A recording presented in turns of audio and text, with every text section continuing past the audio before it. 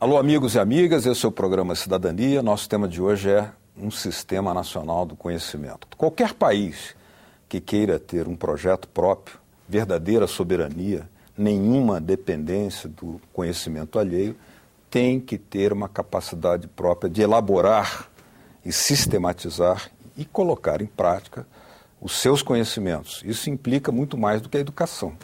É educação, ciência, tecnologia, cultura, toda uma gama de conhecimentos que envolvem, sobretudo, uma capacidade de fazer por si próprio e não depender dos outros, num mundo que tem um panorama nada sombrio, internacionalmente falando.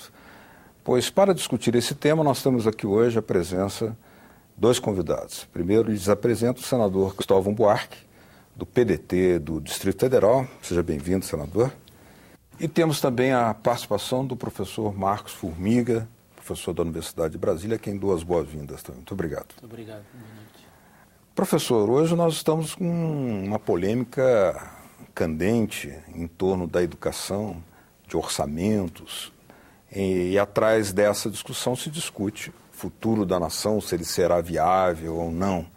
Mas um sistema nacional de conhecimento é uma temática muito mais ampla que envolve muito mais significado. O senhor poderia detalhar o que isso envolve?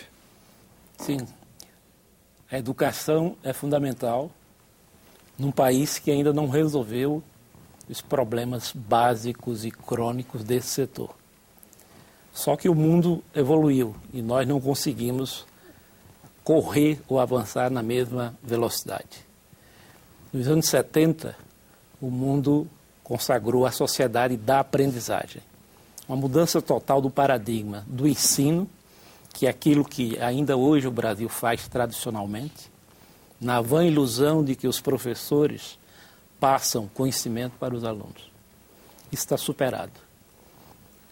A era da aprendizagem diz que há um caminho de ida e volta.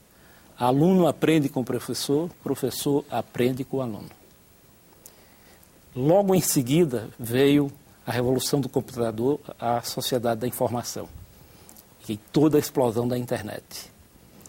E juntou a educação com a informação e explodiu numa nova era chamada do conhecimento.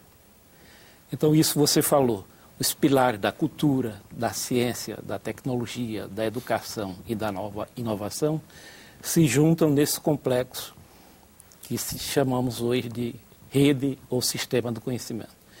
E o senador Cristóvão Buarque, em boa hora, reuniu um grupo de pessoas com quem ele gosta de discutir assuntos de educação e propôs que a discussão que está na ordem do dia, o Plano Nacional de Educação, ganhe um novo patamar. Saímos da educação simplesmente para chegarmos a um Plano Nacional do Conhecimento.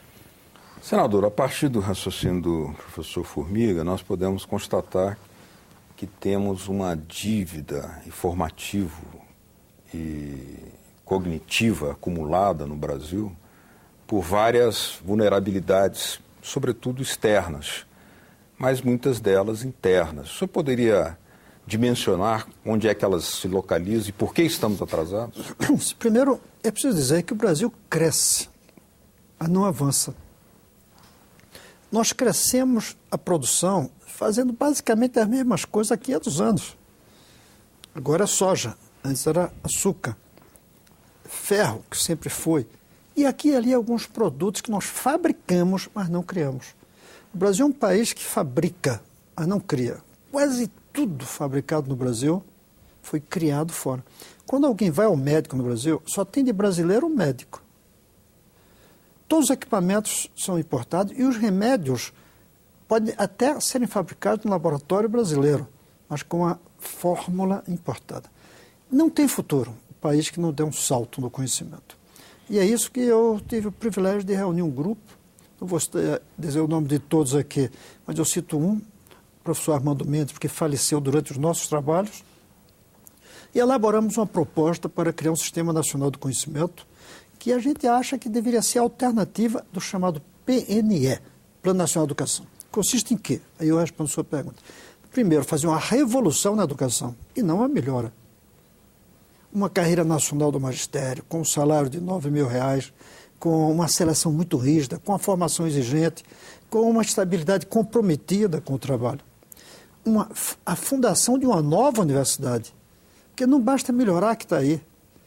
Essa greve, por exemplo, tão longa, ela não é causada apenas por causa da falta de recursos, ela é causada também pela falta de perspectiva, de saber o que é ser universidade num mundo tão dinâmico. As empresas têm que ter incentivos e cobranças para que criem produtos no Brasil. Os institutos de pesquisa, eles têm que serem ampliados. E, finalmente, é preciso criar um entorno em cada cidade, com bibliotecas, museus, orquestras, para que esse entorno ajude a percepção de que tudo isso junto vai fazer do Brasil uma sociedade do conhecimento e não uma sociedade que importa conhecimento para exportar ferro. Quais são as mudanças necessárias, conceituais e práticas que devem ser implementadas no Programa Nacional de Educação, por exemplo, para que ele abra caminho, para que ele possa pavimentar a construção de um Sistema Nacional de Conhecimento, portanto, mais amplo do que apenas um sistema de educação, conforme o senador disse? Olha, a experiência vem de fora. Claro que há necessidade devidas às adaptações. Eu citaria 2 países que estão fazendo isso com muita competência. Primeiro, a Coreia. A Coreia, a partir dos anos 60, quando estava numa situação inferior à média brasileira em termos de renda per capita, em uma situação educacional tão dramática quanto o Brasil naquela ocasião, fez esta revolução da educação que o senador Cristóvão Buarque há pouco se referiu.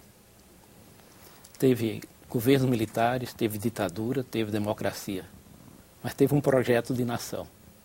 Independente de quem governava, a educação foi a prioridade. E nos anos 90, eles viram que, passado o sucesso da educação, precisava dar o salto para o conhecimento. E desde os anos 90, a Coreia hoje é uma referência mundial na área de inovação de ciência e tecnologia, porque escolheu o conhecimento como desafio do século XXI. O Ministério da Economia e do Conhecimento é como se chama o ministério que estuda e se preocupa com esse problema na Coreia. O outro bom exemplo foi o primeiro-ministro Sig, na Índia. Ele conseguiu fazer com que a sociedade indiana escolhesse um empresário que assessorasse o governo e que tivesse 2 formações, acadêmica e empresarial. Um homem de negócio e um homem que tinha formação solidamente acadêmica. E esse senhor empresário coordena a Comissão do Conhecimento na Índia desde 2006. E a Índia estabeleceu um pentágono para definir quais são as áreas que levam o conhecimento da Índia a se tornar, até meados do século em curso, talvez uma economia que concorra ou supere a economia chinesa, que deverá, na ocasião, ser a maior economia do mundo. Então é um projeto de nação onde tem o conhecimento como o desafio do século XXI. Esses 2 exemplos, China e Coreia, eu acho que nos inspiram e podem mostrar algumas alternativas serem adaptadas